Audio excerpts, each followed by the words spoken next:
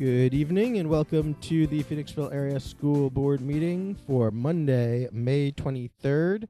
It is 7:02 p.m. Please stand for the pledge to the flag.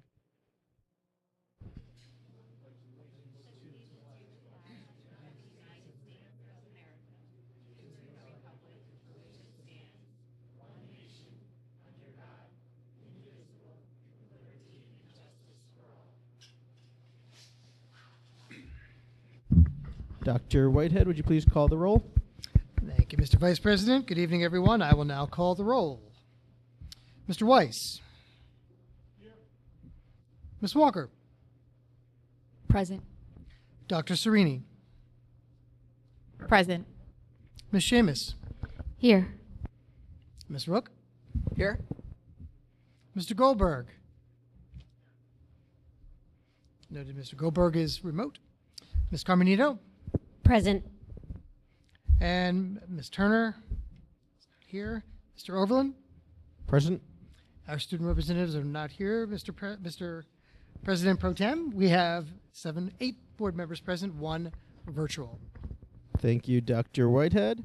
On the screen behind us, you can see the announcement of meetings and upcoming public meetings. I would now like to ask for a motion in accordance with Board Policy 006.1 to allow virtual deliberation and voting.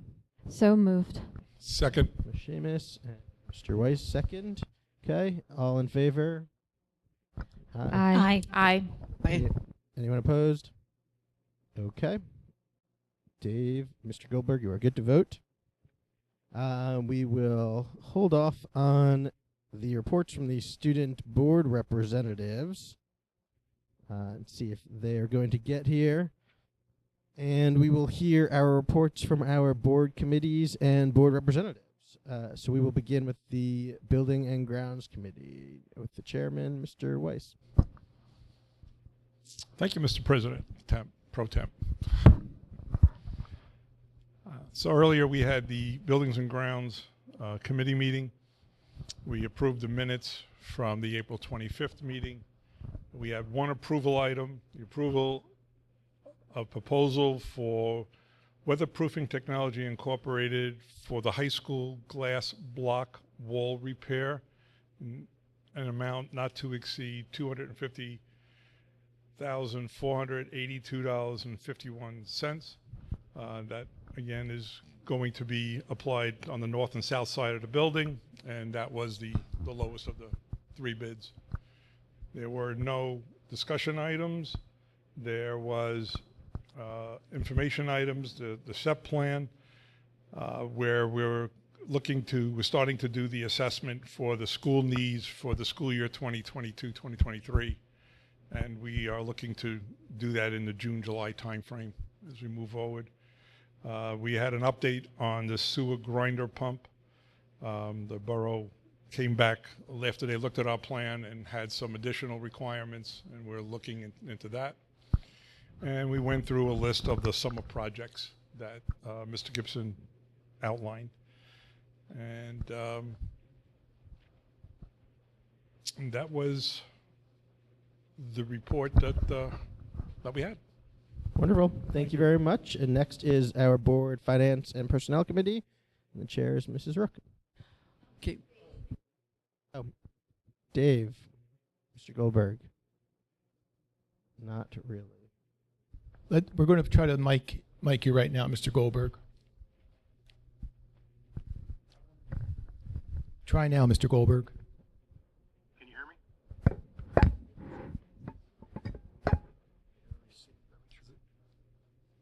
Can you guys hear me? No. Try now. Can you hear me?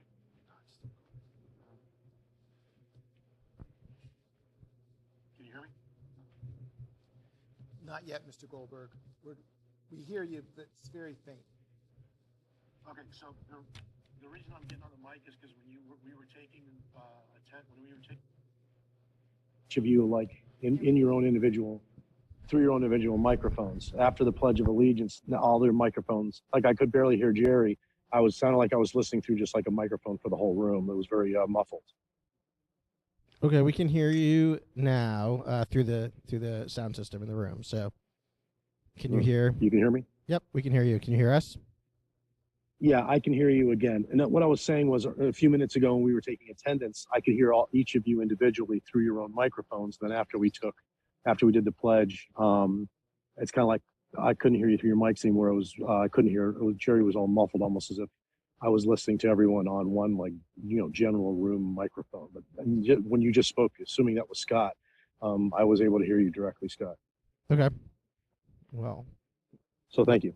Okay, excellent. Well, we will move on to Mrs. Rook with her Board and Finance. Okay, the Personnel Committee is asking that the personnel report would be approved for tonight. There are resignations, appointments, leave requests, volunteers, and family medical leave, FMLA requests. So we'll have that on the agenda tonight for a voting item. As far as finance is concerned, there was the approval of disbursement of district funds, acknowledgement of receipt of district financial reports. We're asking for approval of the 2022-23 Pennsylvania School Board Association membership renewal in the amount of $16,308.04. Excuse me. Approval of the CCIU Marketplace budget scheduled for 2022-23 school year. Approval of professional services contracts with Valbridge Property Advisors for a voting item for tonight.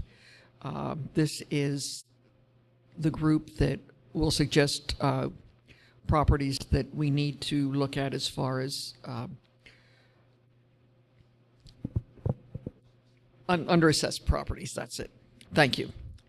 And that's it for the Finance Committee.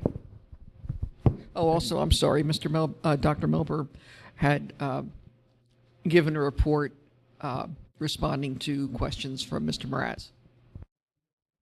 Excellent. Thank you very much. We'll now move to our board representative reports, and with the Chester County Intermediate Unit, Ms. Shimis. Yeah, I'm going to go first with the Chester County School Authority Board meeting. That was a lot of basically talking about refunding, HVAC projects, Plan Con Part H approvals. So it was all kinds of passing kind of things that way. The Chester County Intermediate Unit Board meeting was held Wednesday, May 18th at the Pennox Bridge Technical High School in West Grove, PA, which is the furthest from Phoenixville. And I wanted to highlight Dr. Brian Hughes. He's the assistant principal of the TCHS Pennox Bridge.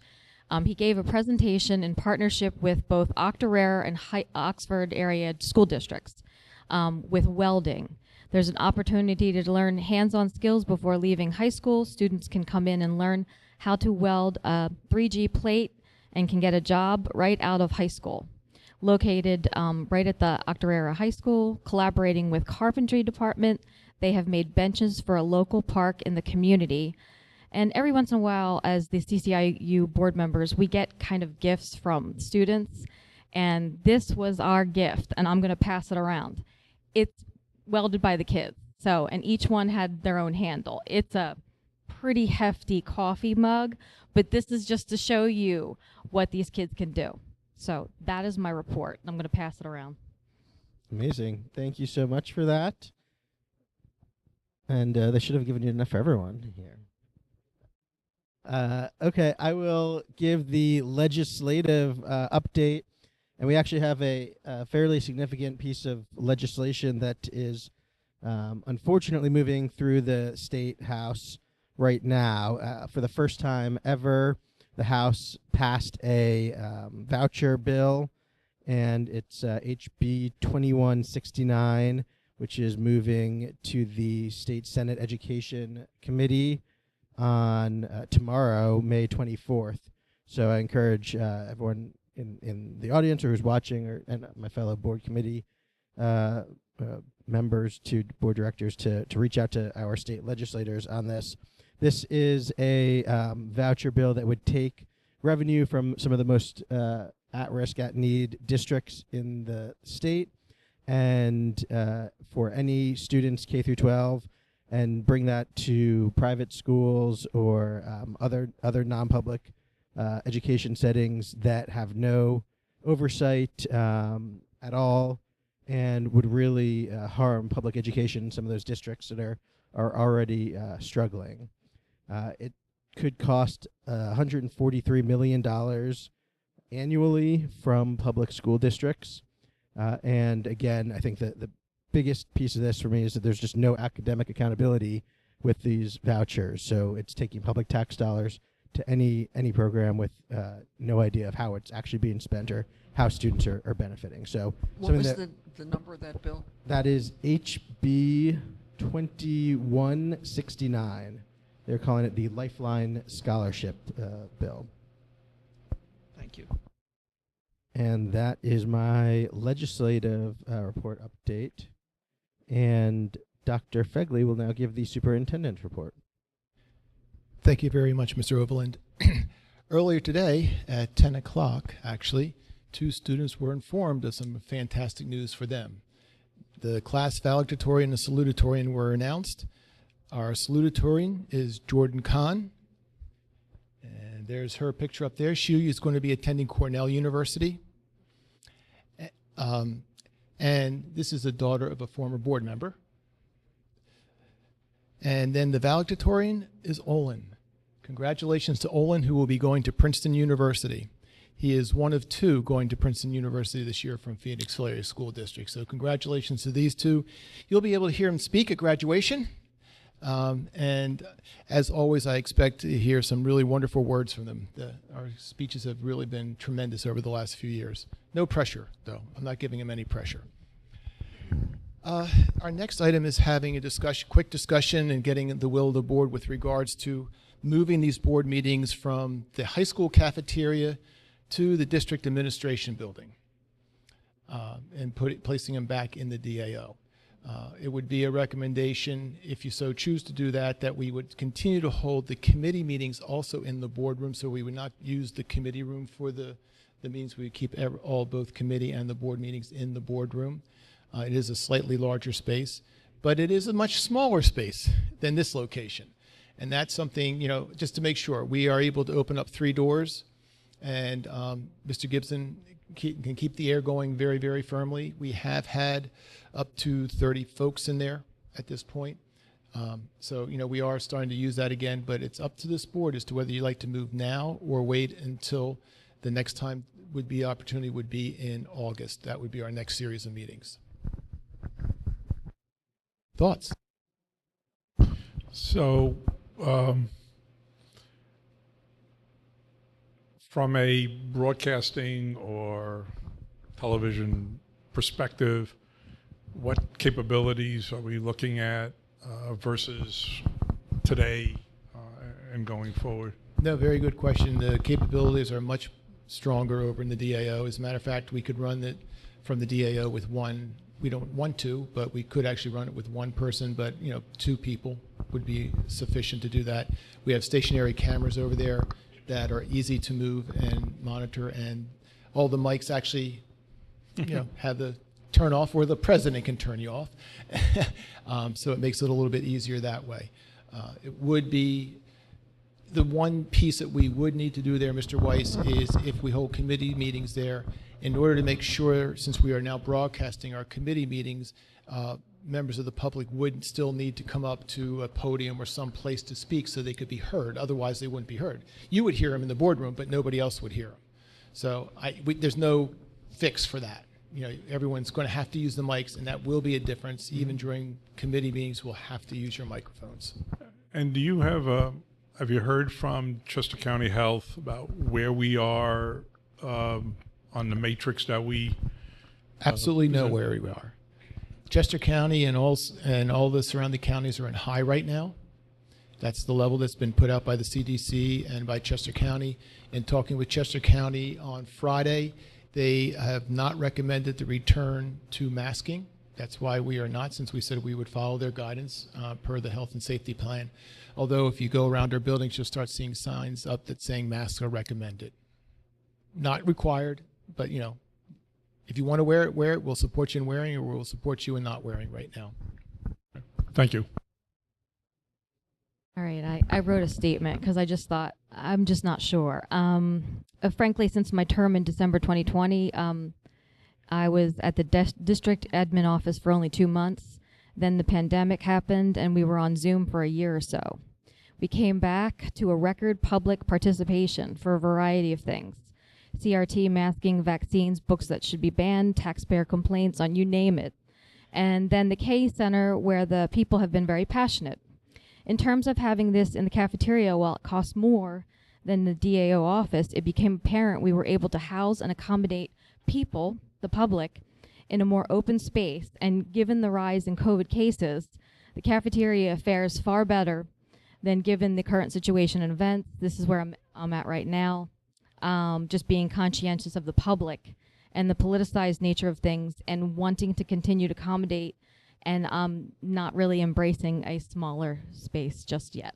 That's my opinion. Thank you. What's the room capacity? The official room capacity is 65 or 70. However, if you start going to the 3 feet, 6 feet, you're going to be down to 20, to about 20 in the audience. And as board members, you know, for those who have sat at the board table, you're much closer.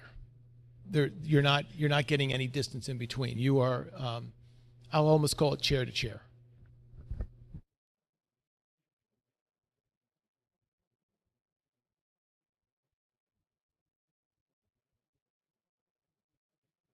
So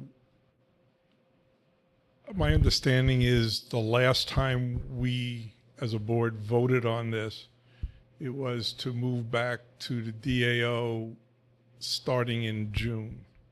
So for us to continue to That was the will at that time. I don't know. That was the will of the board. It wasn't really a vote. Okay. So I guess I'm looking for what is the mechanism to say we would like to stay here, or is it a motion? Is it? Yeah. All we have to do is go around the table and you say, I'm interested, or, I want to stay or I want to go. Or cafeteria or DAO, I guess is the way we can say it.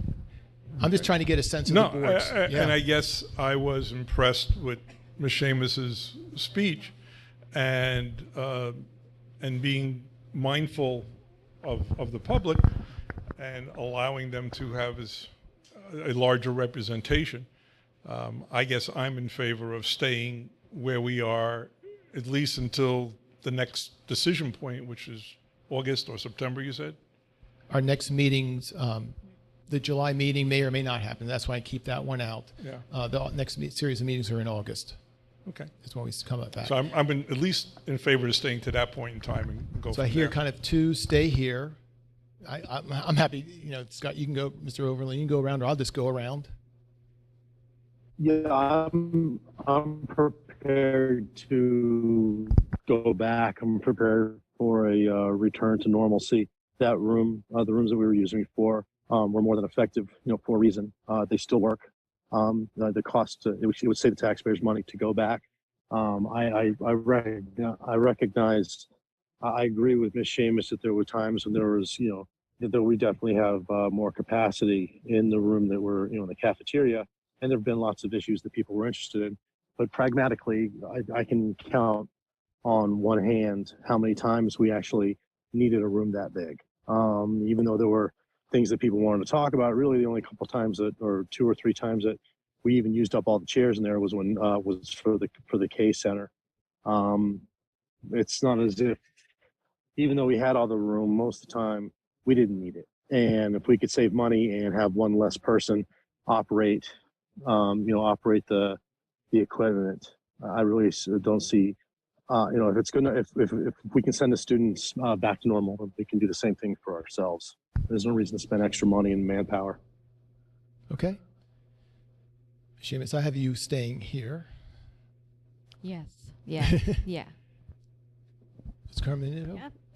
So I certainly hear what Ms. Seamus is saying, but I obviously have not been in the boardroom on this side of the table. But I earlier in some of the committee meetings, it was mentioned that there was the ability to have a little bit more of a conversation. And I certainly understand that people will still need to get up on a microphone to speak, but I just think the climate there kind of allows for a little bit more dialogue, especially during those committee meetings. So I would be on board with going over to the boardroom. Thank you. Dr. Serini? I would like to see us getting back to a sense of normalcy and going back to the boardrooms, although I'm mindful of Ms. Seamus's, and maybe we can find a happy medium of, when we begin that. Does it have to be June? No. Should it be August? Definitely by then. So I'm amenable to either and additional discussion. Thank you. Yeah, I mean, I agree that it would be great to have that more ability to be a bit more personal with the conversations with the audience, and just have a little bit more dialogue, which I think would be easier in the boardroom. Last year, and really every year, we've seen a big decline in cases in the summer. So hopefully that would be the case again if we're getting into any sort of pattern. So I would say maybe if we have a July meeting, start then. But I think, right now we are a little bit higher, so let's maybe hold off from the June ones and stay in here and then start So you're moving forward more July. CAF, okay? Excuse me, I'd be in favor of moving to the boardroom. Okay.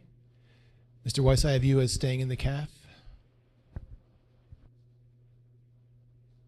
Yes, sir. Okay. So, Just wanted to make sure. no, I think Ms. Carbonetto's had some good points too. Ms. Walker? Yeah. Ms. Walker?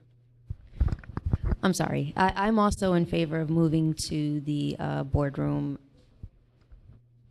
Okay, it looks like the board not sure where you had landed, Dr. Serini. It looks like the boardroom is the one that we're going to for June. Because I have 4 for the boardroom, I have 3 for the CAF. Unless I miscounted. So I'd like to hear from our constituents who are here raising their hands, and can we? Well, we're going to have a open public comment section right after this, because this isn't an official. This isn't. this is There's not a misunderstanding. We agree with Ms. Seamus. Okay. Okay. I can clarify my position on that, since it's kind of coming down to, well, if you change. do we come or do we stay or do we go? I like I said, I'm in favor of going back, but with the timing of things, I would be amenable to waiting through June and then maybe starting in, if we're not going to have a July meeting, August in the boardroom, pending any updates on social distancing and whatnot. Okay, so that would be then 4 to hold off until July or August. Okay, so we'll do the June ones in here, and then in July, if we have a meeting, that'll move to the boardroom. Thank you for the and then direction. certainly. Okay, in August. thank you. Question. You said we might have one in July. Don't we have to have one to approve new appointees? If we have the new appointees, yes. It's always contingent on having new appointees, but yes. Yeah. That's why I say if. We probably will. We usually do, but. So Okay. I want to make sure I understand. Let me make sure I understand what we just decided. We're going back to we're in agreement majority wise to go back to the room. The only rub is when. Am I correct here? We're staying, my understanding, the direction I have right now, Mr. Goldberg, is we're staying here through June, and then we're going to look at going back in July and August. Yep, correct. Well, when you say we're going to look at that, what do you mean? Are you that to say that we're going to decide that at our June meeting? The board always has the ability to choose where they are going to hold their meetings. So, yes, that's what I mean by that. But right now, it feels to me as if we're staying here in June and going back in July and August, unless I'm directed otherwise. Yeah. Well, that's the flavor that I'm getting. But the whole point of my question is I'm trying to get a verification here. What we're talking about is we are going back, but we're going to go back as of the July meeting. Am I correct? Yes, we're Yes. not going back for the June meeting. That is correct. Okay, I heard what Mr. Oberlin said, but not what Mr. Pegley said. I said yes, that is correct. We're going to go back in July unless directed otherwise. All right, thank you. And Dr. Fidley, do we need to change the public announcements of the meeting? Do they have the location in it? We will be changing the location Okay, of the so meetings, yes. Yeah. Yep. Okay, next is the library board trustee vacancies. We spoke about this last time. There are 3 applicants for the 3 positions. I was coming back tonight to see if you wanted to interview the applicants or if you in June, at the first meeting in June, wanted to vote. If you want to interview, we will hold a meeting prior to the board meeting so that you can interview them. If you wish to vote based off of their resumes, you'll vote. But again, I remind the board we have 3 applicants for 3 positions. The library board is good with these 3 applicants, Yes, is that correct? they have approved all of them, yes. Okay. I, for one, who have been on the library board before, would like to say if it's fine with them, it's fine with me. I agree with Ms. Rook. Being I 5 also nodding agree. heads. I agree too. Okay, thank you. Yeah, I We'll agree. have them. I'll have them for you for a vote in June. Thank you. At this time, I'd like to introduce Dr. Melber, who will give a presentation on the general budget. As he is coming up, though, even though Ms. Wright couldn't be here today, she did send a nice note to her principal. I'll read it. Hi, Dr. Scioli. I'm sitting at my desk at my engineering internship right now, and my boss just emailed me saying that I'm an efficient and hard worker. They have pointed out my problem-solving skills and my attention to detail. I credit this to Phoenixville. Going to school in our district and the opportunities given me at the high school provided me with an education that prepared me for where I am working now. I am so thankful for what our school has taught me, and I'm honored to have grown up there. I hope all is well at the high school. I miss you guys. Aubrey Wright. So congratulations to her. She's doing well at her engineering job and learning a lot. Dr. Melber. Thank you. Last month, the board approved the proposed final. Tonight, we're bringing for approval the final budget adoption for the 2022-2023 fiscal year. The 2022-2023 proposed final budget, we still have a total revenue projected at $102,628,436. Total expenditures projected at $103,521,355. That leaves us with a deficit of $892,919. At the last meeting for the proposed final, the board did approve a 0.99% tax increase. Since that time, we did get the homestead farmstead exclusion numbers in from the state, which we'll talk about in a second. But because that is considered tax revenue 100% collectible, it throws off our numbers a little bit. We did talk before about using $200,000 of fund balance for the capital reserve transfer. Now that we have a large increase in the homestead farmstead exclusion, that number, the 0.99% tax increase works out to about $486, which would leave the use of fund balance at $198,433 for the capital reserve transfer.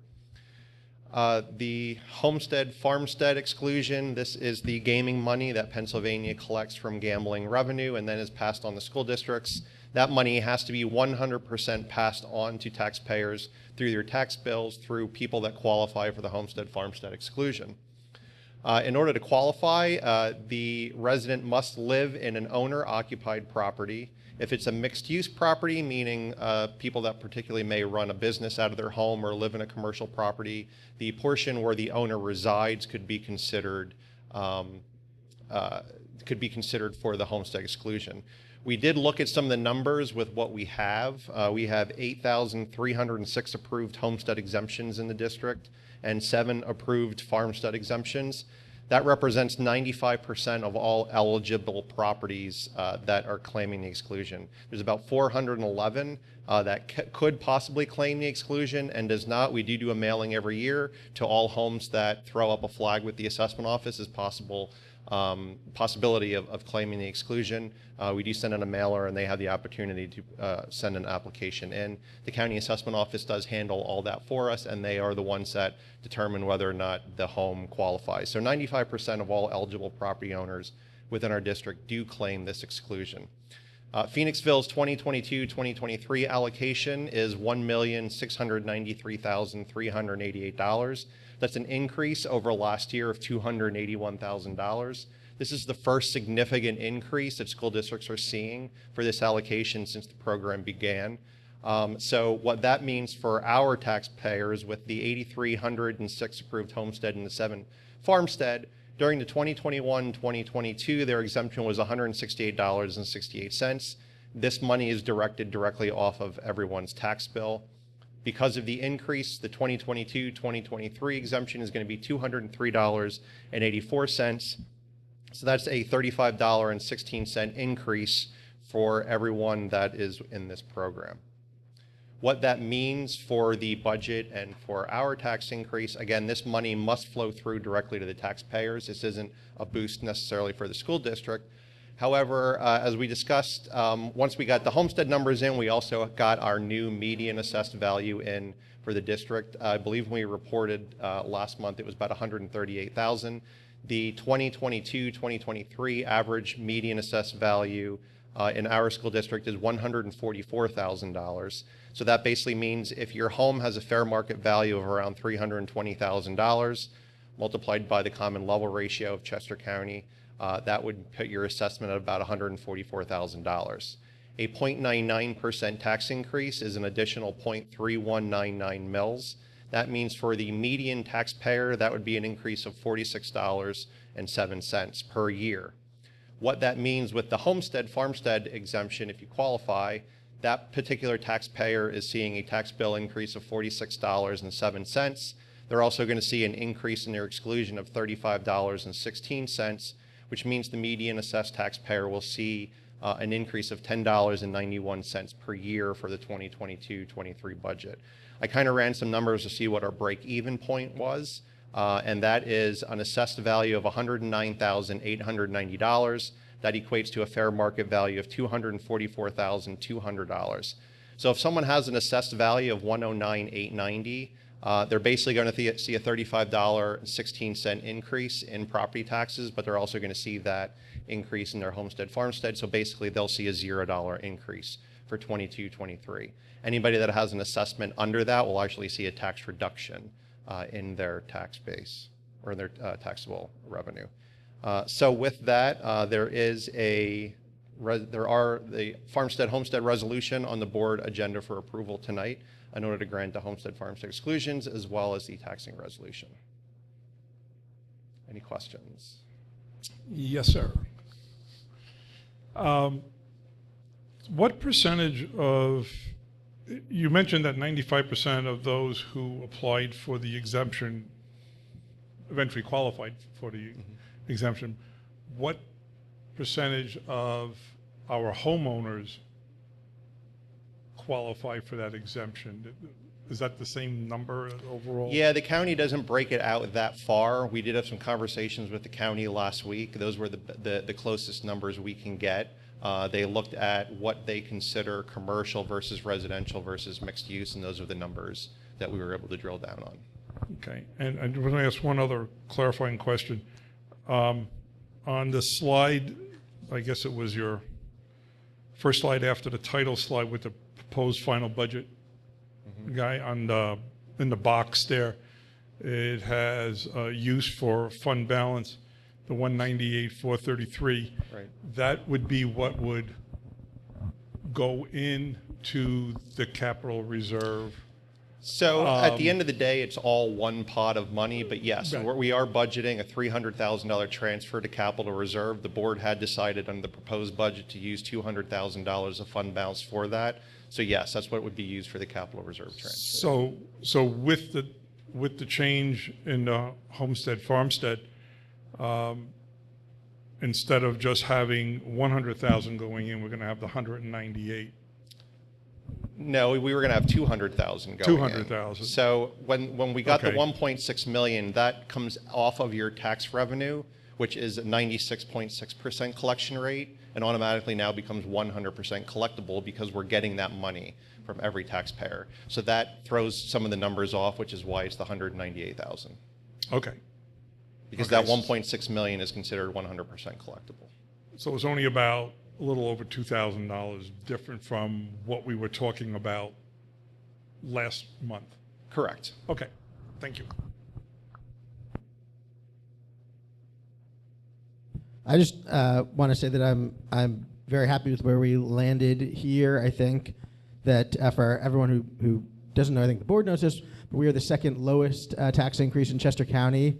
We were the lowest, but one district that had been raising taxes a lot to build new schools decided to Same as last year. stop. I know, but I'm thrilled that we're the second lowest, and I'm really excited that most or a large number of our homeowners are going to see a really minimal tax increase, and some of our lowest income and really hardworking families that are struggling the most are going to actually see a decrease in their tax bill. So I'm really excited that we're able to do that and have a budget that still makes really solid investments in our schools, in our teachers, and our students, and our technology, and sets us up for a really successful future here in Phoenixville. So I'm excited about where we landed with this budget, and I'm going to definitely be proud to support it.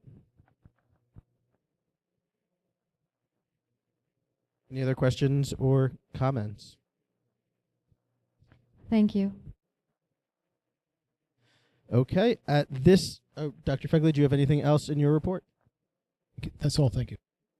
And I also, because you had that email from Ms. Wright, just want to say also on behalf of the board, even though she's not here, how grateful we are for her 2 years of service to the board. And I know for me personally, I think for most of the board members, it's probably the highlight of the meeting to hear what's going on in the schools, hear what the students are thinking, and having that student perspective has been incredibly valuable for me, certainly. So big thank you to Ms. Wright, and a best of luck and congratulations to her next year. So we will now take comments on consent agenda items. And as a reminder, we're utilizing the sign-in sheets for the comment period and calling members of the public to the microphone. Comments are limited to 1 3-minute opportunity per individual. And Ms. Longo, you are our first commenter. Mr. Overland, before you get started, Sure. Can you hear me? We can.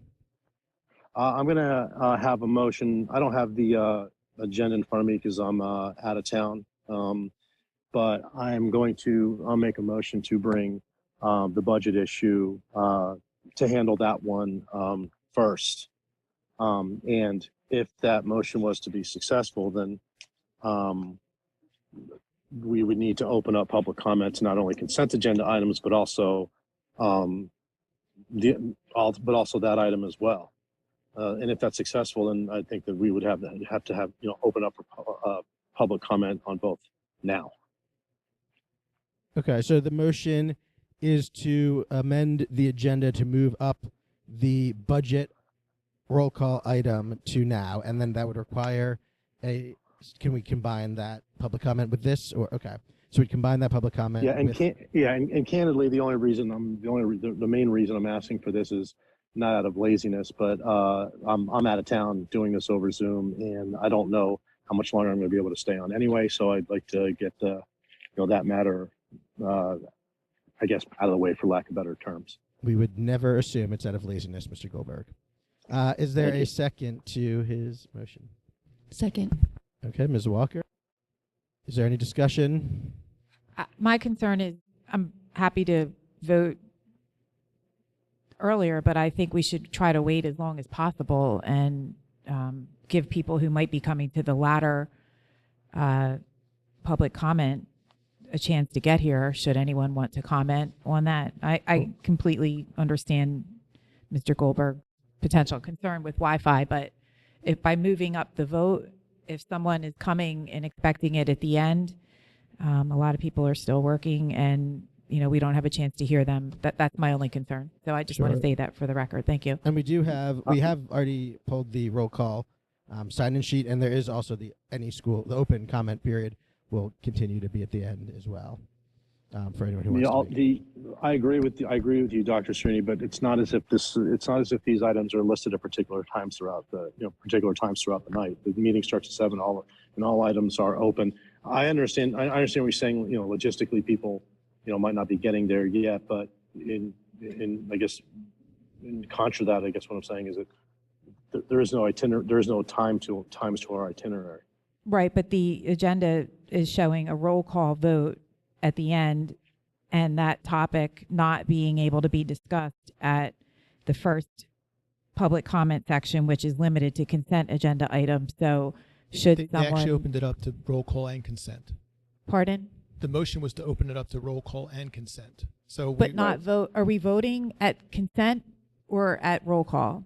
We're voting.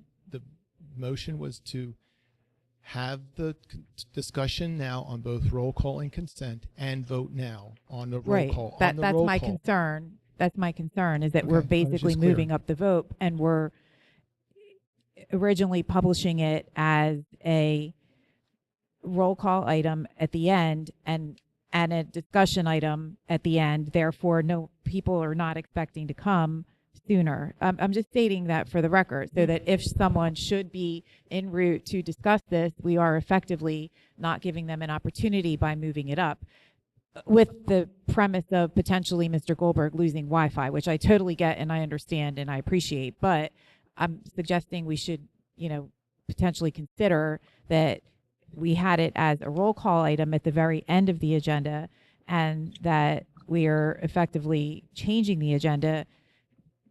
And if we're going to do that, we may as well add the agreement of sale that I had asked to be put on the agenda as well, and accommodate It's not what everyone. we're discussing now, but we are going to vote. We'll have a roll call vote, so everyone can be on the record, and I understand that. But we're 45 minutes into the agenda now, and some of our meetings have only been going 45 minutes at this point. So if someone was going to want to comment, hopefully they'd make it here. So there's a motion and a second. Dr. Whitehead, would you please call the roll? Yes, I'll now call the roll on the motion to amend the agenda as described. Ms. Ruck, Yes. Ms. Seamus, Yes. Mr. Goldberg, Yes. Ms. Carmenito, Yes. Dr. Serini, No. Ms. Walker, Yes. Mr. Weiss, Yes. Mr. Overland. Yes.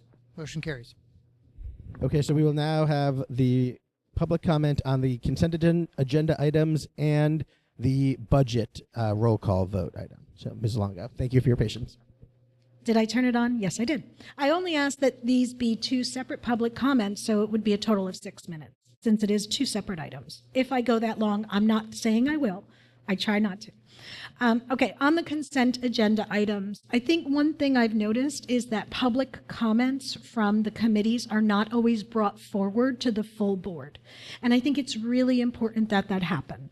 So with regard to two items on the consent agenda, the first being the approval of the renewal to the Pennsylvania School Board Association, the only thing I want board members to recognize is what happened with PSBA leaving NSBA. And while I'm not recommending we don't renew, I am recommending that you take a stand. I know there was a resolution passed, but I think it's a conversation that needs to happen It's not again. on the consent agenda.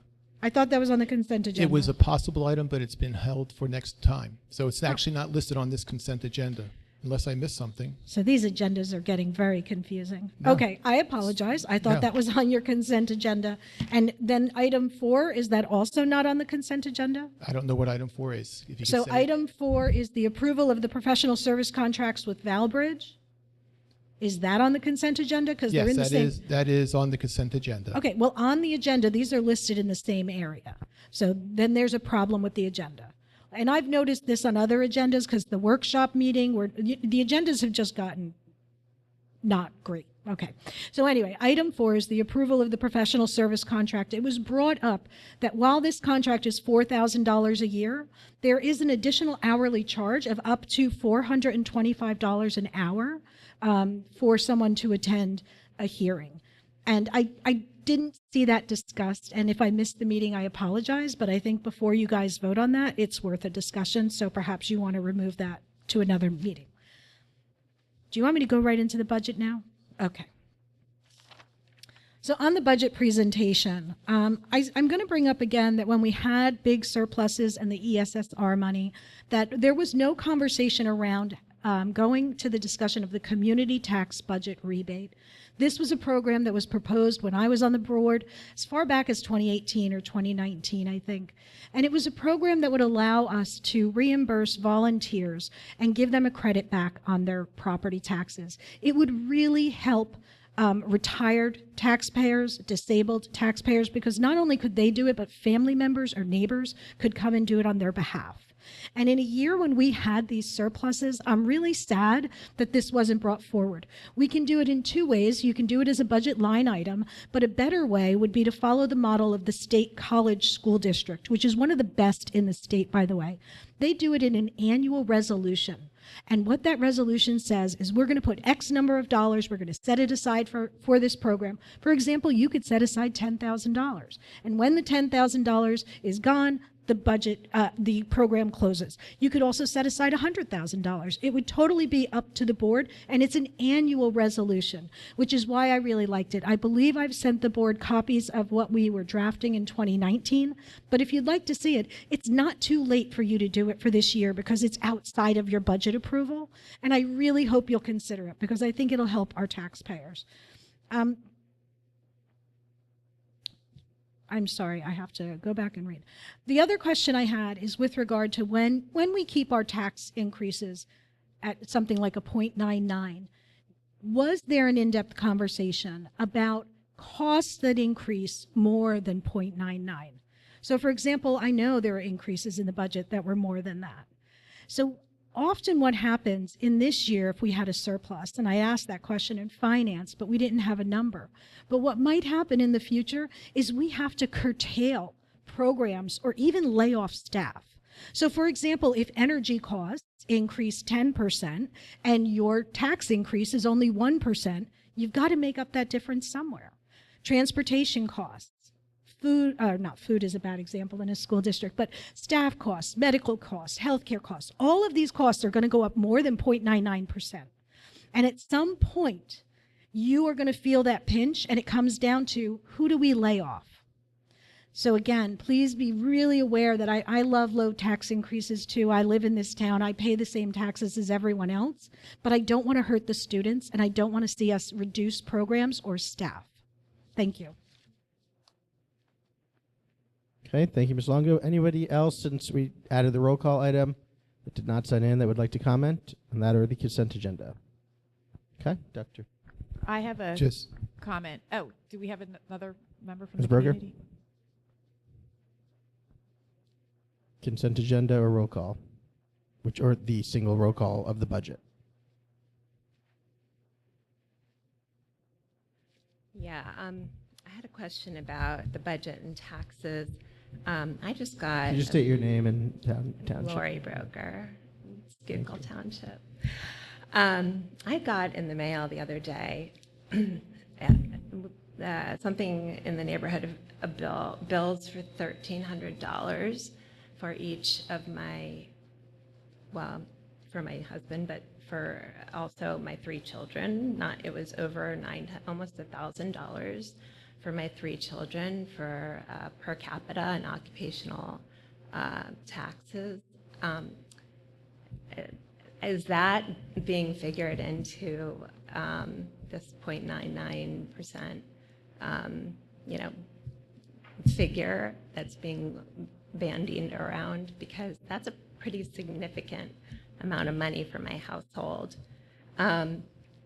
I also tried to call Keystone, and it was strange to me that they had you press a button specifically for Phoenixville Area School District of all the school districts, because I guess they get a number of complaints about this. But anyway, the bottom line is we have 3 kids. That's $1,000.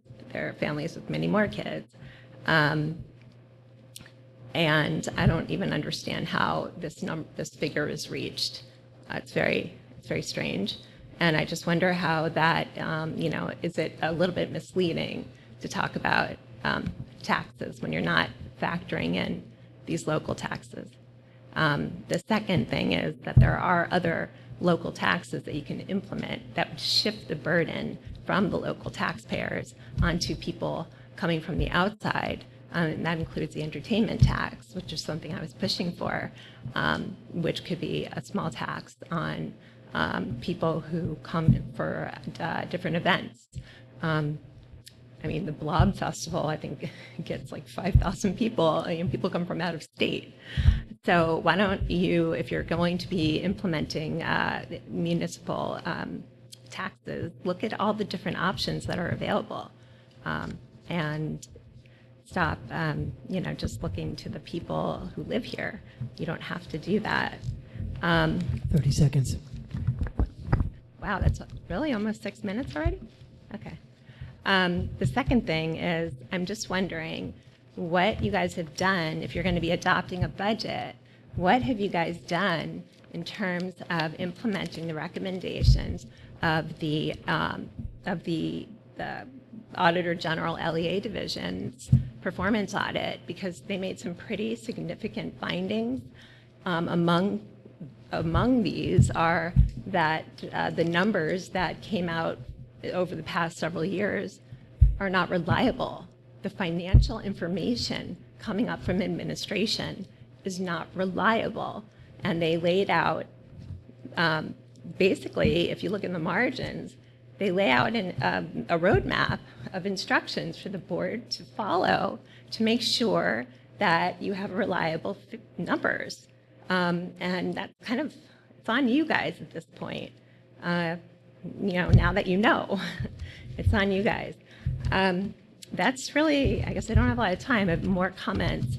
I do also want to, well, I'll leave that till the end. Thank you. Thank you. Any other comments on the budget or consent agenda? Okay. Dr. I have Finley? a consent agenda comment in general. Okay. For the board secretary's report, the meeting minutes, I'm noticing that the prior broadcasts for the school board meetings are being removed from the district website. I sent Mr. Weiss an email earlier just as an example that I saw right before coming here. And my understanding is that administration is deleting videos once minutes are approved. So I just want to make sure that the meeting videos are available for the 14th and 28th, because I'm only seeing a few of them on the portal. And I'm concerned because we're taking down videos. There's really no reason in terms of storage. And we're voting on minutes, and we still can't cross-check them, nor can the public. So I'd like to state that, and I'd like to, again, clarify what the practice is and what we're doing with these videos. Are we keeping them? Are we purging them completely? Are they retrievable? Are we just removing them to keep the site cleaner? Do we want to continue doing that? Thank you. Thank you. Dr. Begley, did you want to make any responses? Sure. The minutes, the videos are removed and destroyed after all the minutes are approved. The minutes are the official record of the board. So that's when those videos are destroyed. On the per capita, I don't know that you were necessarily talking about the per capita, Mrs. Broker, because the per capita taxes I am looking at is $5 per person. Maybe you were talking about a different tax. So that's a possibility. But the per capita tax is $5 on each individual over the age of 18. And then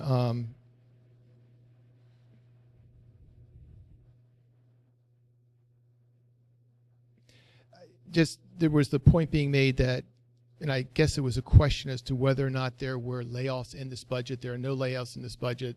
There have been no layoffs at all since 2010. And so this budget is a full budget, and it covers all positions. As a matter of fact, it actually expands 6 positions.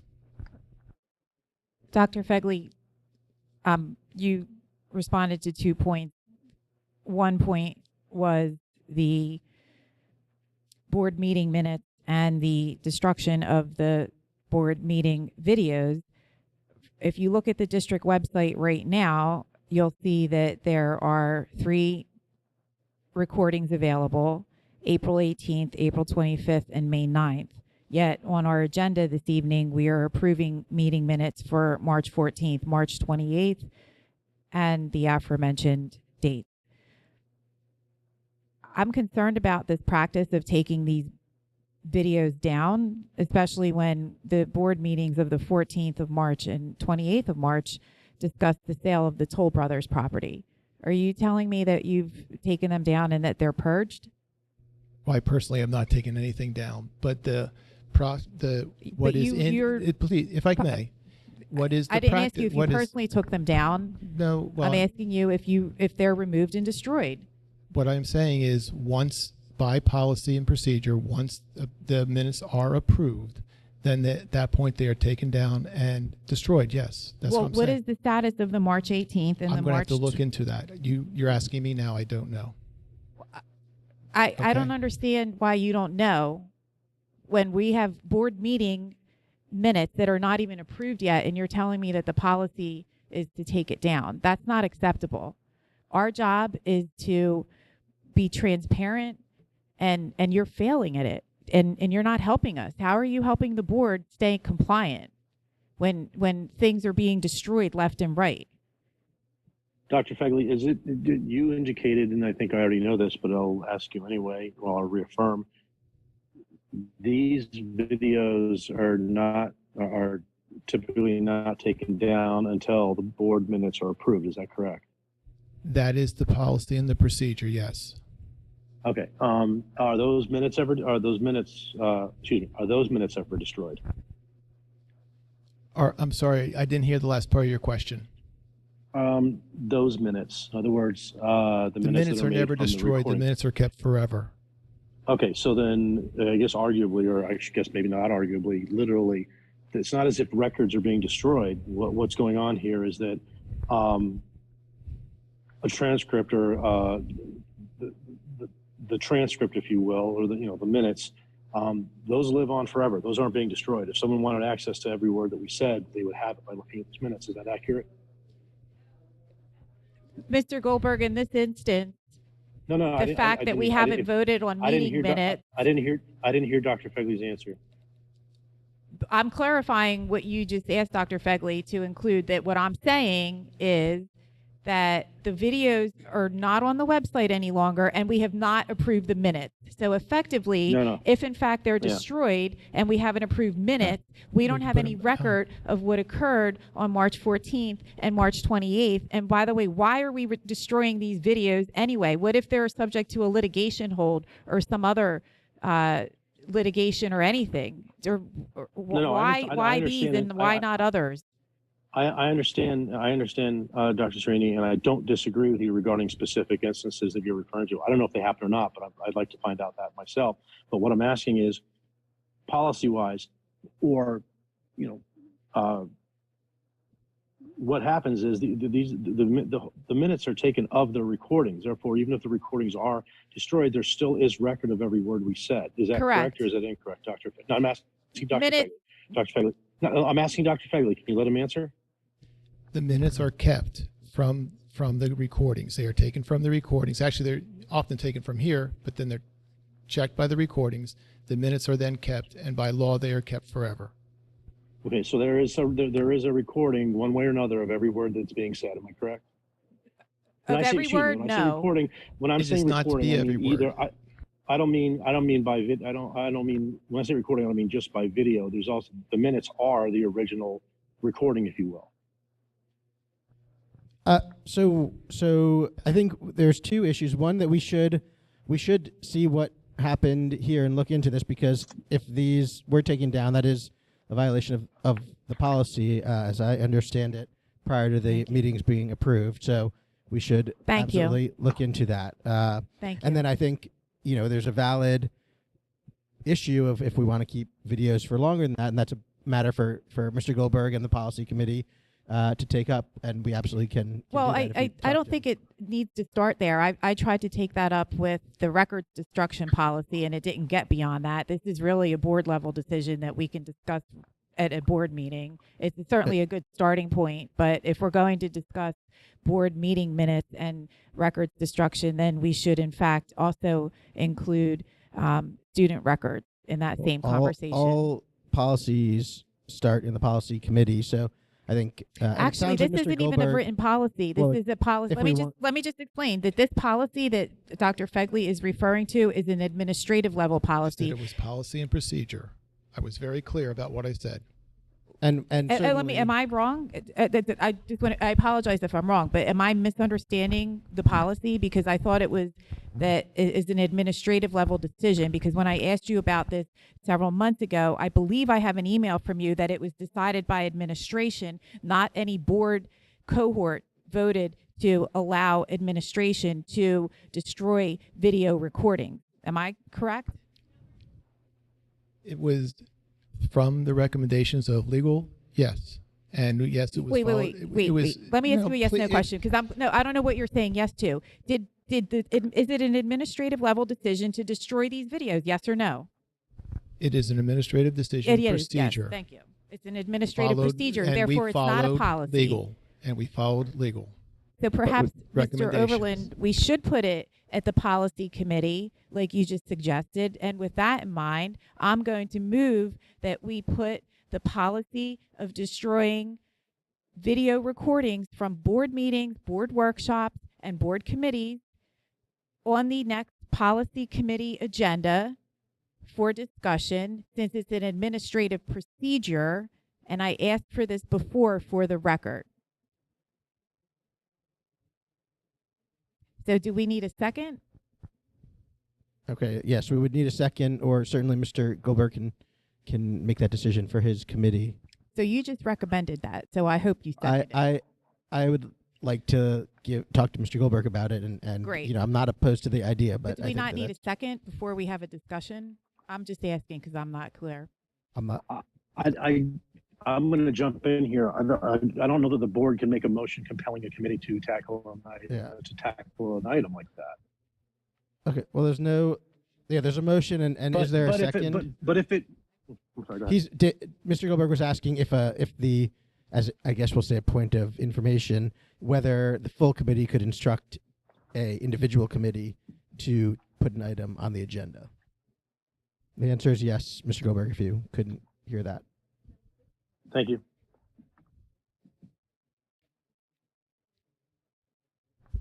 Certainly, the full board could direct that a particular committee consider an item, of course. So, as I understand where we are, Dr. Serena has made a motion to place on the agenda for consideration. So we were looking to see whether there was a second for Dr. Sereni's motion. I'll second. Thank you, Mrs. Ruck. Okay, is there a discussion? Any discussion? Yeah, I have just a clarifying question. Is the motion addressing and limited to the videos, or are we trying to fit everything under this? Any potential anything? Because we do have policies for So certain my motion would, records. thank you, Mr. Weiss. To clarify, my motion in this instance is to add the administrative procedure of destroying board meeting videos to the policy committee agenda. However, as a side note to that's my motion. That is the motion. That's the motion, to Okay. clarify. However, but during the policy committee, I hope that we can look broadly at what we're allowing administration to do in general with our records, and records do include everything from board meeting recordings to Let's okay, but the motion, I just want to get clarification on what we're voting on. Yeah. I don't want to be voting on right. what I you mean, desire. when we that, go, so. no, thank you. The Yeah. motion, as I clarified, is to add to discuss the administrative procedure, not policy, the administrative procedure for discussion. Okay. And then at that time, I'm not Is there rephrasing any- the motion. At that point, we may discuss the broader practices. Thank you, of Dr. Sereni. You clarified the point. Does that answer your Is there question? any other discussion on this? Yeah, there was already a There's a second. second. Okay. Well, I could just save everybody a lot of time here and direct Dr. Fegley to put the policies that pertain to this as a discussion item on the August policy committee. And just easy peasy. Okay. If you want to, Dr. Srini, if you want to withdraw the motion, we can. I'll do that anyway, and we can just move on. Thank you. Okay, but so there is the motion and second, so you would have to. Do you want to withdraw? I'll withdraw my motion. Thank you, everyone. Okay. Okay, we will now take a motion to approve the consent agenda items. Is there a motion? So moved. I'd like to Seamus? make a Is there a motion second? that we remove the minutes. Already been a motion Second. made and a second. Who's the second? Ms. Walker. Thank you. Ms. Seamus, Ms. Walker.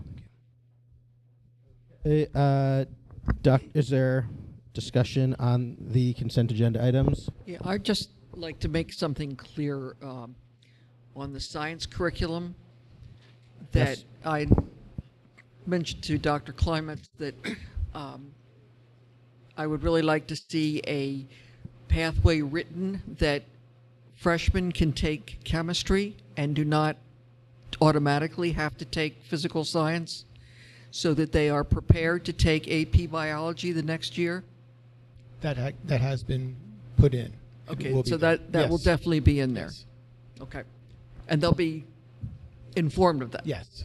Okay. Dave wants Okay. to speak. Dave wants to speak?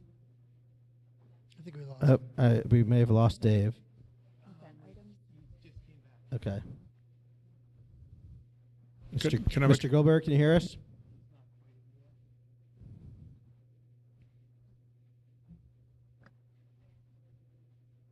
He is. It's going to take a minute. Any other comments while we're waiting for Mr. Goldberg? Yeah, on. Oh. He's back? Okay. I just got back in. Okay. Yep, you are recognized.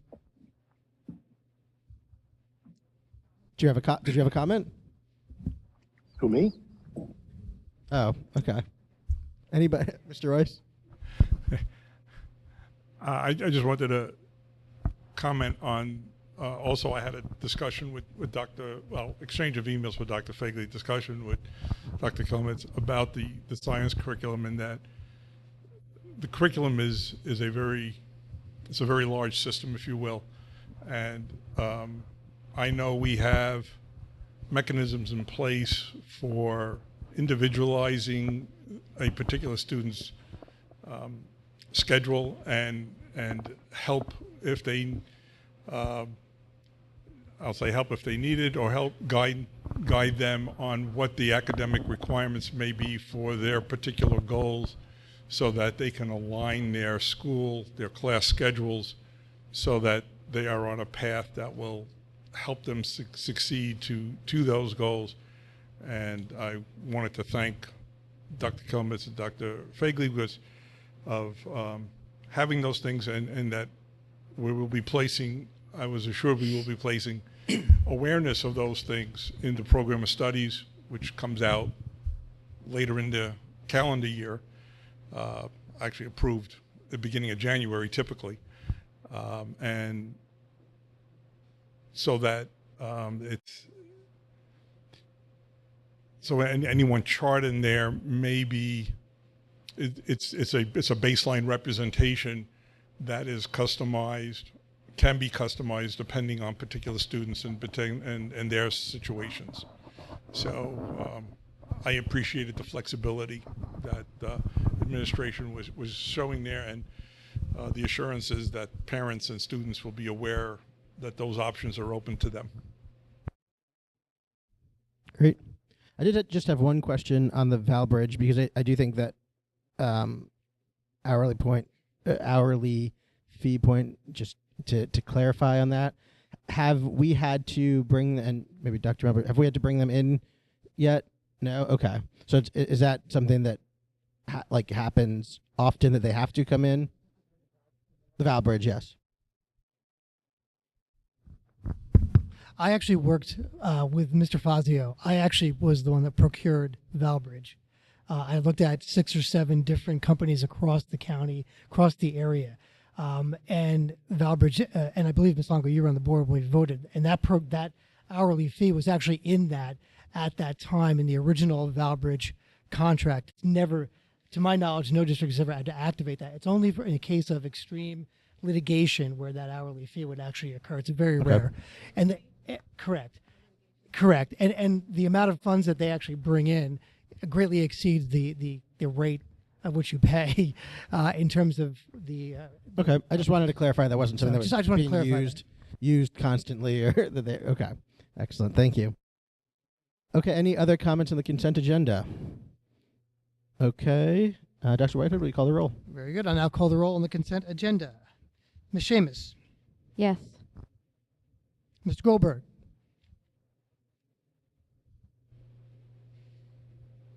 Yes. thank you. Ms. Carmenito, Yes. Dr. Serini,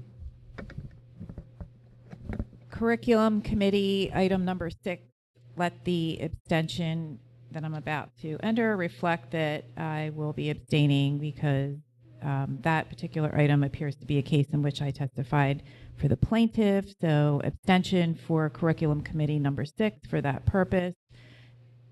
Remaining items, nay. Thank you. Ms. Walker. Okay, just real quickly, you voted against approving the high school graduates. Are you aware of that? Okay, that's fine. Just making. Yes, there's a discrepancy on there that I was asking Dr. Fegley and Dr. Whitehead about, and they weren't able to address it. So I don't know what it means, and I'm not voting in support of it. Just making sure you understand that. Yes, I do. Thank you for the Okay. clarification, Mr. Ms. Irvine. Walker. Aye. Mr. Weiss, Yes. Ms. Rook, Yes. and Mr. Overland. Yes. Motion carries. Okay, and now we will move to the budget. Is there a motion to?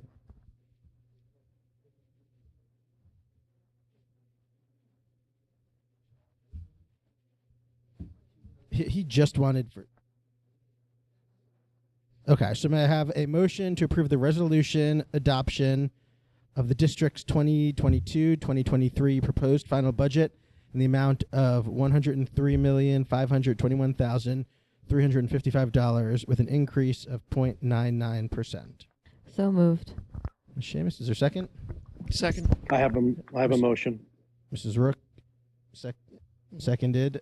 So there is this motion on the table now. Mr. Goldberg, do you have a comment? I have a motion. Are you okay? What was your motion? My motion is to approve a budget with 0.77% tax increase.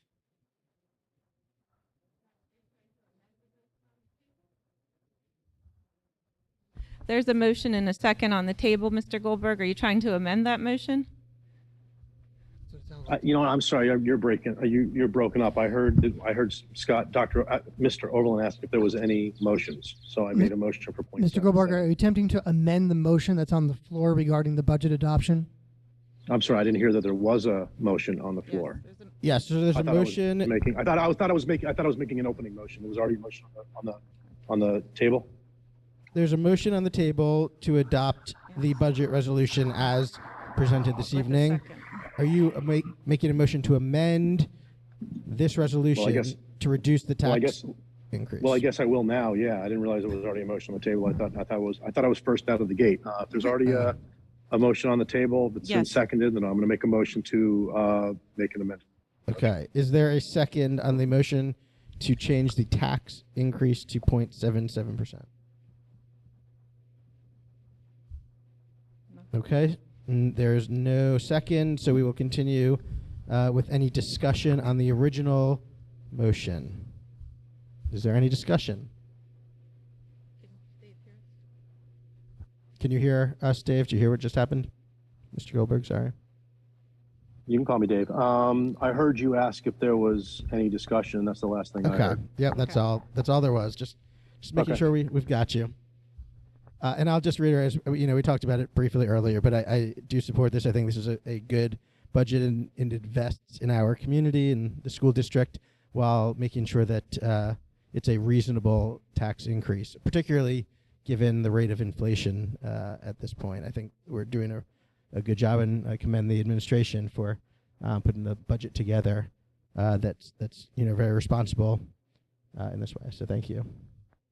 Any other discussion? Okay. Dr. Whitehead, can you Okay, please I'll call now the call roll? the roll for the budget adoption as defined. Wait. Aren't we supposed to have a public comment on that first? We already included- did. Oh, we already did. Okay, I'll now call the roll. Ms. Walker, Aye. Ms. Seamus, Yes. Dr. Serini, Nay. Mr. Weiss, Aye. Ms. Carmenito, Yes. Ms. Rook, Yes. Mr. Goldberg, No. and Mr. Overland. Yes. Motion carries. Okay, and at this point, we will welcome public comments. Well, this is a roll call. On the roll call items. On the That's roll correct. call items, We're yes. up to join the roll call items now, yes. And we just pulled out the one previously. So this is now on the two remaining roll call items of the homestead farmstead exclusion and the tax levy resolution.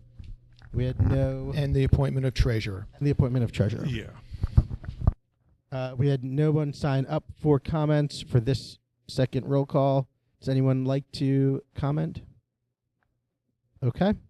Then we will take nominations for board treasurer to fill the 1-year vacancy for a term from July 1st, 2022 through June 30th, 2022. I nominate Dr. Melber. Okay, is there a second? Second? Okay, Mr. Rice is nominated and Mrs. Rook seconded. Discussion. Question. Who's eligible for this position? Do you want to? Who's eligible?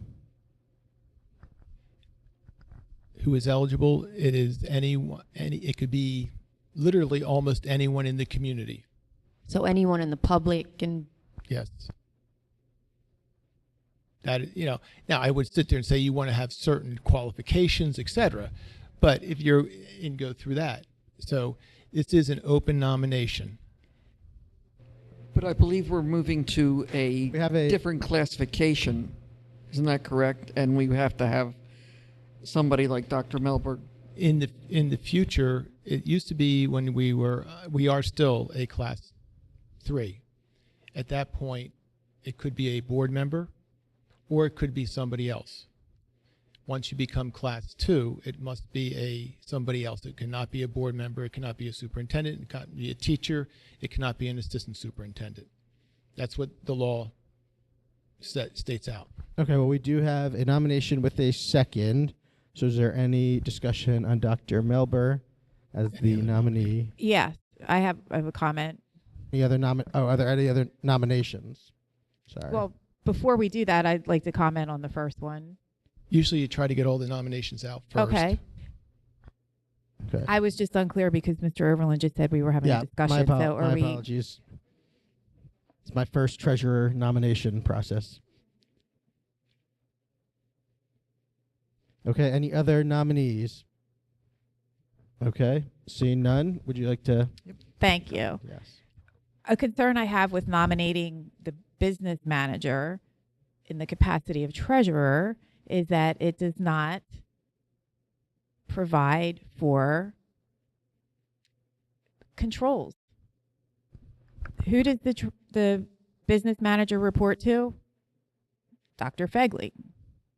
Dr. Fegley reports to us. Last week, Dr. Fegley's direct report was sentenced to jail for embezzling $94,000.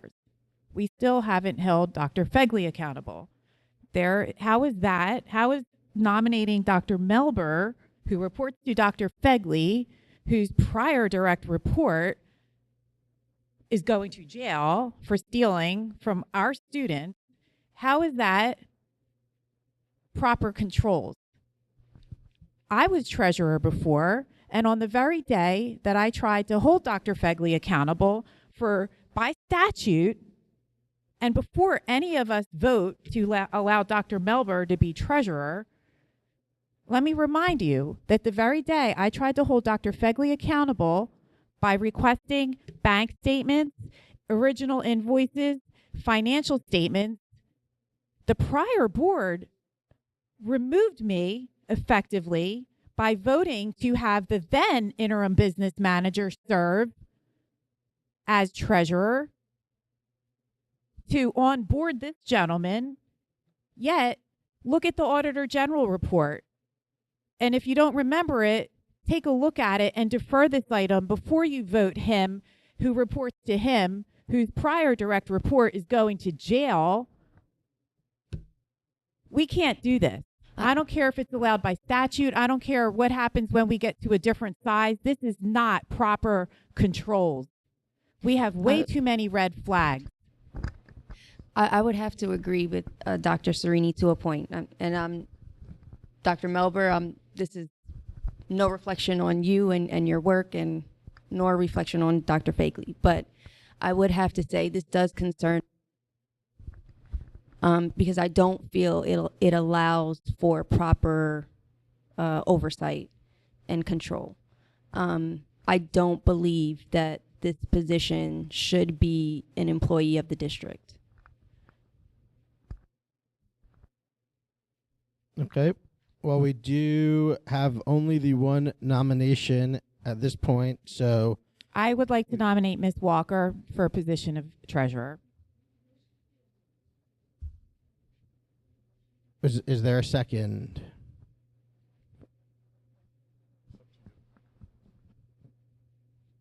You can second yourself. Can I deny that? You deny it? You don't want it? You don't Okay. want to do it? No, thank you. No. Okay. You don't want to do it? No, she's not. Okay. I'd rather nominate Mr. Mraz. Like, okay. Well, you can nominate me if you would like. Okay. And that is really a shame, because why? I'm the one sitting here to hold him accountable, and I can't get a nomination, and that's a shame. So, Mr. Mraz, looks like we're going to have to nominate you. Yeah. Because people are afraid of transparency, frankly. We currently have one nomination with a second. And is there any, was that an actual nomination? Myself or Ms. Walker? No, It sounds... Mraz. Mr. Mraz? Okay, would there be a second? Yeah. If I thought he would take it, I actually So he's would. declining as well. So nominations are now closed. Do we need to vote? Because there's only one. Okay, we'll now vote and for the treasurer. Roll call vote. Dr. Whitehead, please. Roll call For Dr. on Melber. Nomination for Dr. Melber as treasurer. Ms. Walker. Nay. Mr. Weiss. Yes. Ms. Carmenito. Yes. Mr. Goldberg. Yes. Ms. Rook. Yes.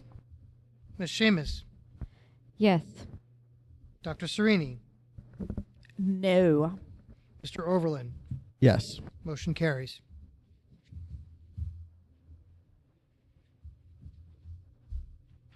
Okay. Dr. Melberg, congratulations. Maybe. Yes. On being the treasurer for the 2022-2023 school year. We are now going to move to the approval of the 2022-2023 Homestead and Farmstead Exclusion Resolution. May I have a motion to approve that? So moved. Okay, Mrs. Rook, in a second. Second. Okay, Ms. Walker, discussion? Okay. Seeing no discussion, Dr. Whitehead, please call the roll. Homestead and farmstead exclusion. Thank you. Now call the roll. Mr. Weiss.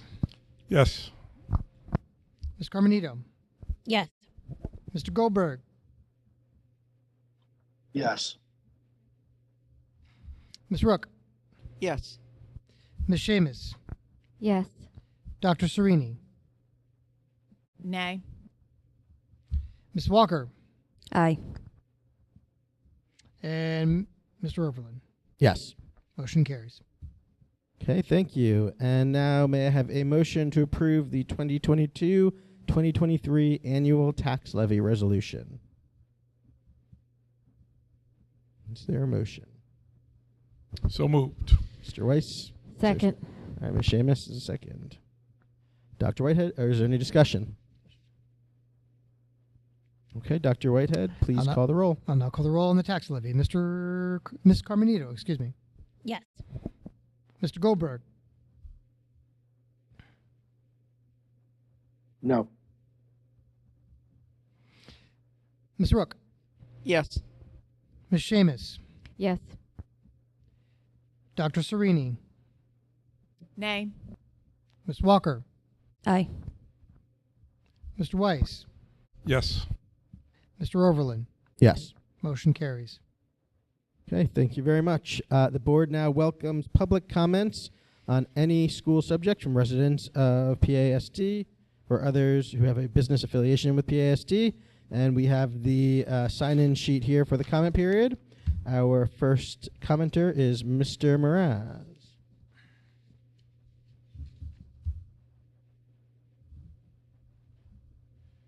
Good evening, John Mraz, Schuylkill Township. Earlier at the finance meeting, we discussed the treasurer's report for those board members that were not there. Dr. Melber said that the school district goes over and above what they provide here versus other school districts. I'm very disappointed that the administration would not take my recommendation to just revise the report that they give you so both reports that you see on the full agenda tie together. You, the board, can make that recommendation. More transparency. In addition, there was an article last week in the paper that said districts have yet to spend 93% of the $122 billion invested in the K-12 education from the American Rescue Plan. In your audit, the district has been awarded approximately $5 million in federal, state, and local grants. At the last two meetings, I requested where are the amounts and what was spent on it. Dr. Fagley said they were spent on the playground, mental health, HIPAA filters. But again, I haven't seen any reports. I would think you probably have seen reports. But us, the public, when we see that 93% of the $122 billion hasn't been spent yet, but this school district has spent that money of $5 million, you are saying that everything was spent? Is there a report that shows where this money was spent? Third thing I would like to discuss is the meetings. Some of your board members weren't at the boardroom meetings. Yes, that room is much smaller, and several times when they had public meetings, the public couldn't even sit in the boardroom. So it was overfilled with people. So this facility right here, what we're looking at, gives us more space, and hopefully more people will come out to the meetings if they know about the committee meetings and so forth. Second, the final thing, destroying records. I can't believe that the videos after the meetings are approved for minutes are destroyed. Are the minutes or the speaking dialogue kept as tapes? No, I don't believe so. So the only thing that we can go back over the years, if there is a court case or discuss things, is the videos, because we know that the minutes aren't really the minutes. It's taking points only. It's not talking about what we talk about. My 3 minutes is not in the minutes. So I would like the committee to look at that destruction of records. That should not be there. Thank you. Thank you, Mr. Mraz. Ms. Longo?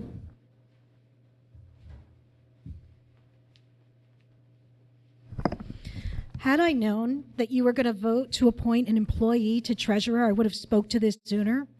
That shows such an unbelievable lack of oversight and internal control. It's stunning to me.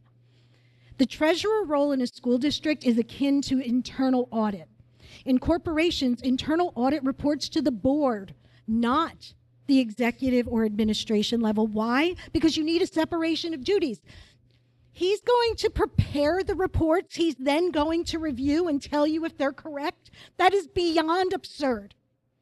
When we have had embezzlement, when the superintendent diverted $300,000 to the athletic fields after the board voted not to do it? That was in the audit report. So that was just one of the most ridiculous votes I've ever seen, and shows such a lack of understanding of how this is supposed to work. This is our money. You guys are here. You're fiduciaries. Please pay attention. As to the videos, I'm even more stunned. I requested the March videos. I've yet to get them. I sent a follow-up message today. Have they been destroyed prior to giving me a DVD as I asked for? Because if they have, somebody needs to be fired. And I'm tired of this incompetence and inadequate professionalism. Our district has problems. We need to fix them. So where are the videos? When are we going to get them? Because those videos are important. And why were the videos removed? Well, I can prove that we didn't talk about, in a substantive, deliberative manner, the sale of the K Center going back to 2017. No, we did not. There was a slide in a presentation that was the inventory of properties in the district. If we had the video, you would see we didn't discuss the sale of the K Center. One person might have asked, were we considering selling? And the answer was no. In 2018, the mayor came to me and asked that I go to the board and request we hold this property from sale. That hold was in sale in all of 2018, all of 2019, into the beginning of 2020 after I left the board. And I know this because a board member replaced me on the mayor's task force. And unlike you, I went to the mayor and asked him if he remembered it, and he said yes. Each one of you can do that same thing. 30 so seconds. It is a lie that this was discussed for 4 years. At most, the discussion came up maybe sometime in 2020. But the first substantive discussion was 2021 in a public setting, which was November, when it was removed from the agenda and set aside because we had so many new board members coming. And not one of you has had a substantive discussion. Now, I sent you all a list of questions that should have been asked in due diligence. Time. If you can't answer those questions, if you're not willing to respond to me in writing and answer each of those questions, Time's expired. Thank you. Thank you, Ms. Longo. Thank you. Mr. Duvall?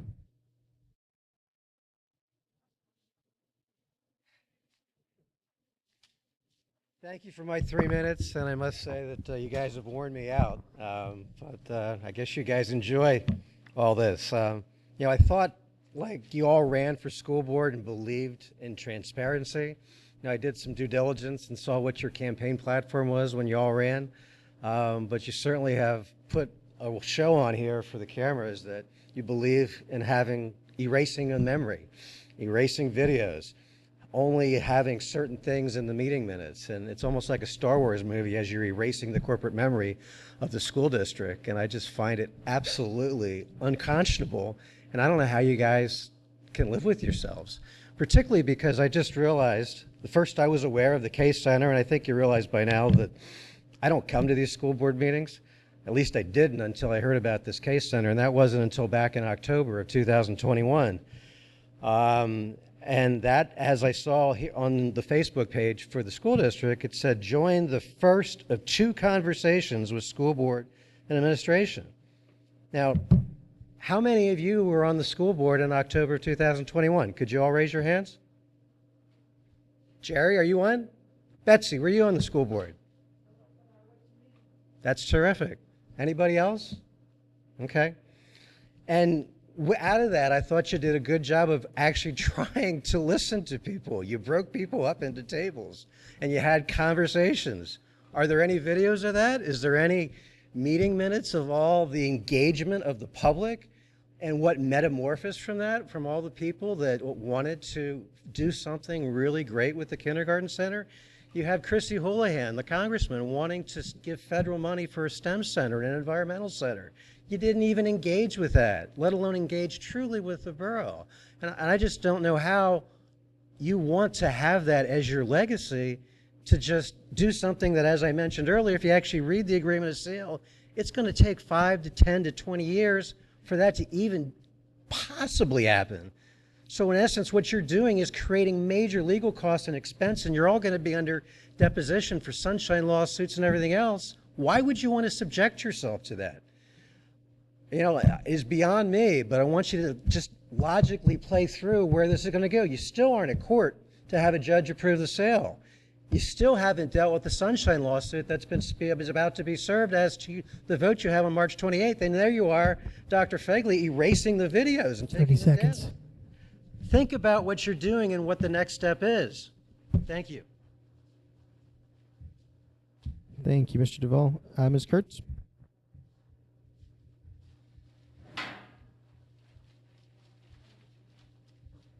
Good evening. I wanted to personally thank the board for the amazing afternoon we had on Tuesday. I know we wrote a thank you to you, but I would like to personally, representing all the teachers, let you know how much we appreciated that and how much I am sure we're going to appreciate the time that you are recognizing on Friday greatly. The other thing I wanted to bring up, this is the time of year where there's discussions about classes for next year, and teachers' movement, and what grades, how many grades there'll be in each building, how many teachers at each level.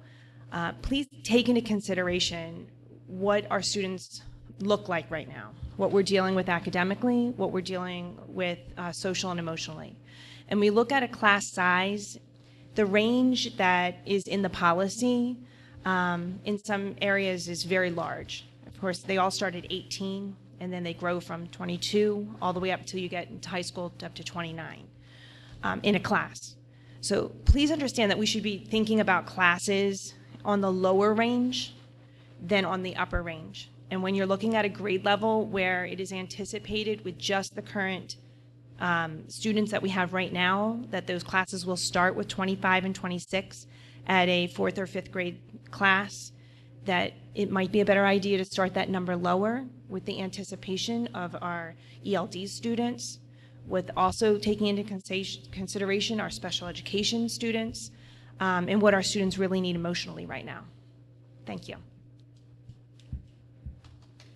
Thank you very much. Okay, are there any other comments? Yes. If no one from the public has anything, I'd like to comment. Emily? Emily? Ms. Shanley? Okay. Hi, I'm Emily Shanley of Schuylkill Township. I just wanted to ask if it would be possible for you guys to try to leave the sign-up sheets out as long as possible. I went to try to sign up during the superintendent's report, and they'd already been picked up. And, you know, as the meeting progresses and people hear what's being discussed, they may think of something they would like to say.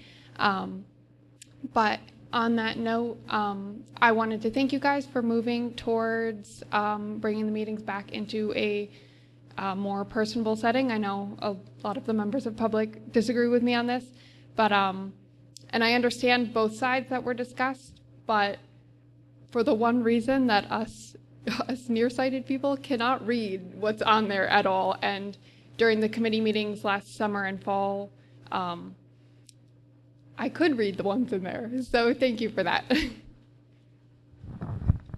Thank you very much. Okay, any other comments? Yes. Oh, yes, Dr. Serini. I had asked for this item to be put on the agenda and was declined. It's the agreement of sale for the kindergarten center. I had mentioned earlier during the committee meeting that I have concerns with several items. Number one, Westminster Abstract is owned by Toll Brothers, the buyer. I believe that may be a conflict. Number two,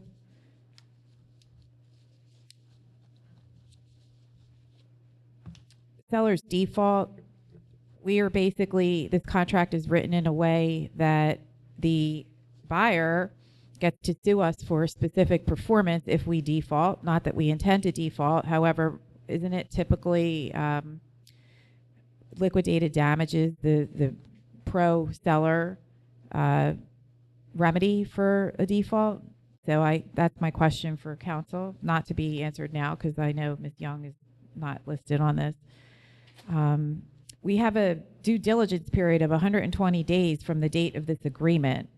And Dr. Fegley mentioned earlier that we have not begun step one of the process that is posted on the district website, beginning with the court date for court approval. So essentially the property is sitting there idle, waiting while we could be actively marketing it or doing something constructive with it.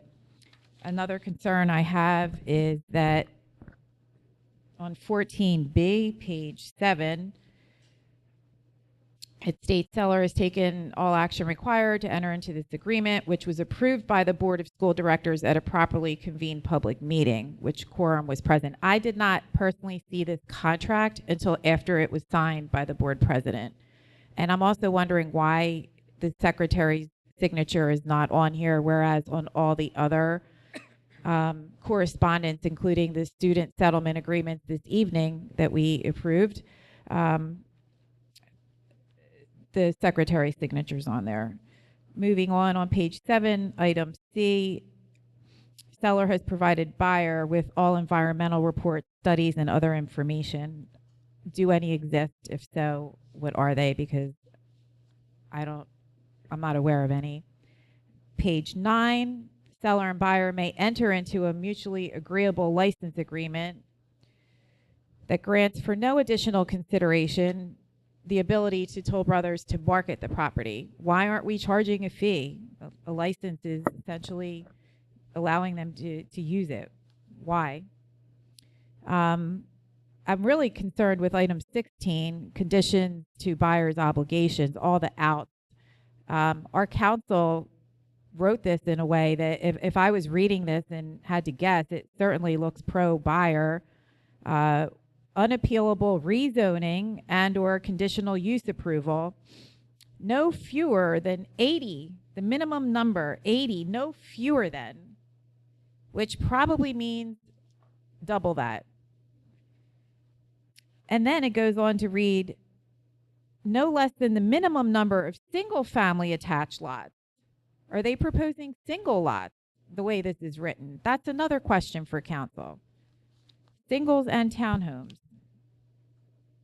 Then, adjacent properties, page 10, midway through, it's talking about the obtainment of buyer of all other unappealable approvals, permits, licenses, easements, including any required easements over adjacent properties. Are they voting? Did we just vote to allow assembling of adjacent properties to occur? So we're essentially giving Toll Brothers the ability to take this property through zoning, potentially assemble it, which could increase that $4.6 million price tag to, I'll pause that rhetorical question, because on the next page, item 11, page 11, buyer shall have 24 months from the expiration of the due diligence period, reminder, 120 days from an earlier date. So how many years are we out now? And they have 24 months from the expiration of due diligence? Gee, market values, will they go up or will they go down? That's rhetorical too, because who knows? But the trend is going up. And by the way, that property, if you haven't walked it, is adjacent to walking trails, river. It's a very unique property. I did have a question for Mark Fitzgerald, who's not here tonight. He's on page 12, and not the real estate attorney who apparently we've been using. And so, since I wasn't able to have this on the agenda as a discussion item, I would like to move that we put it on the agenda for a discussion when Mr. Fitzgerald is here, or whomever our attorney is from Fox Rothschild, for the next board meeting. Because even though we have voted, and even though we think it's done, it's not done. It's not too late. It is not too late. It's just the beginning. And it's not too late, because if you look at these dates, all the reasons why we should sell, hurry, sell, for what? We're going to wait up to 24 months post due diligence, which is months and months and months from now. People, come on. If you don't understand what this means, ask me. Don't assume and don't make decisions based on what you've been told. If you have a question about my actions or what I've said or what I've done, you come ask me, because what you voted tonight to allow him, the business manager, a direct report to this gentleman, and to allow administration and the solicitor to negotiate this beautiful contract, beautiful, does not represent our constituents. Thank you for the floor.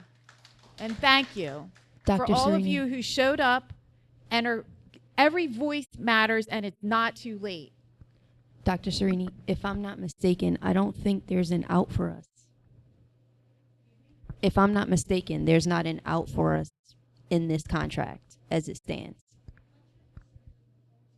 I didn't understand what you're saying. A what? An out. An out. She's saying the contract has been signed and we've already received it. It's been signed. There's a lot of there. It right, is, but it would have to go through the approval process. We couldn't yes, just we could. back out yes, of it. we could. Yes, we could. Yes, we could. There's reasons we can. And if we had a solicitor here who was equipped to talk, we could do it. And if you're having doubts, talk to me offline if you're afraid to talk here, because you just voted no for me as treasurer, so you might not have the courage to vote and to fight this. Don't question my wait, slow down.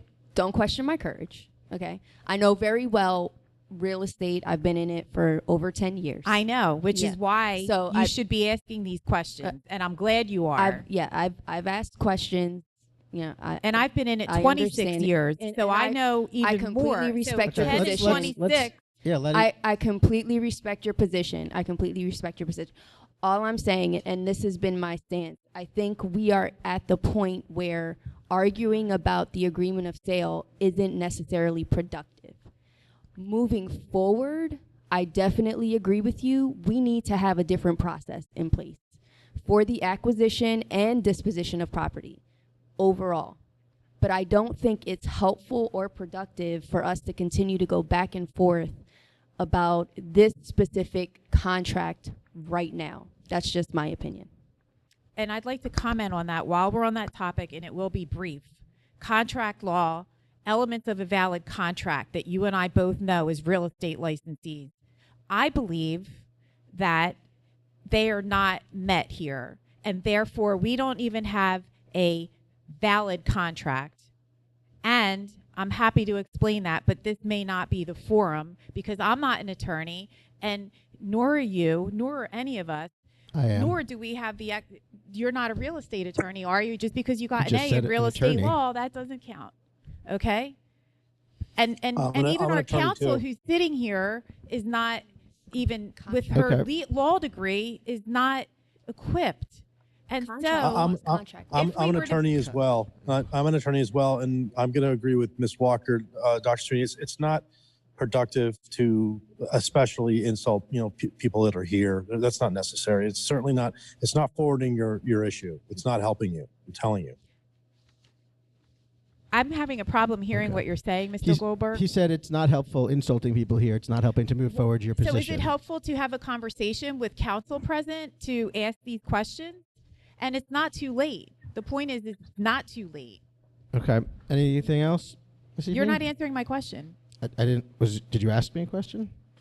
I made a motion a moment ago to add this on the future agenda to discuss. I did not hear that. But okay, I will what is your reiterate motion? that I'd like to add this on the next board meeting agenda. Add what? The agreement of sale for discussion with counsel, so that all of these points and any other points, because it's not too late. It's not too late. Is there a Okay, it second? still has to go to a judge. And guess what? If in fact some of these items are a concern with any of you, we Okay, can. you've made a motion, and so we just have to see if there's a second now. Okay, no second. Is there anything else from anyone this evening? Okay. Only that you were given the opportunity to place your questions in writing so that we could address them, and you chose not to on more than one occasion. It's not appropriate for me to put all of these in writing, the time it would take, and the lack of transparency for the public. So no, I don't agree with that. It's the board. That's your prerogative. It is my prerogative, yes. And I'd rather state them publicly so that those in the community know that somebody's asking these questions, not to keep it contained. And perhaps we should have had the agreement of sale, even though the board voted to allow administration and your firm to negotiate with Toll, okay, which, in looking at all the things I pointed out tonight, potentially could have unintended consequences. All right. Thank you very much, everyone. And at 8:52, we are adjourned.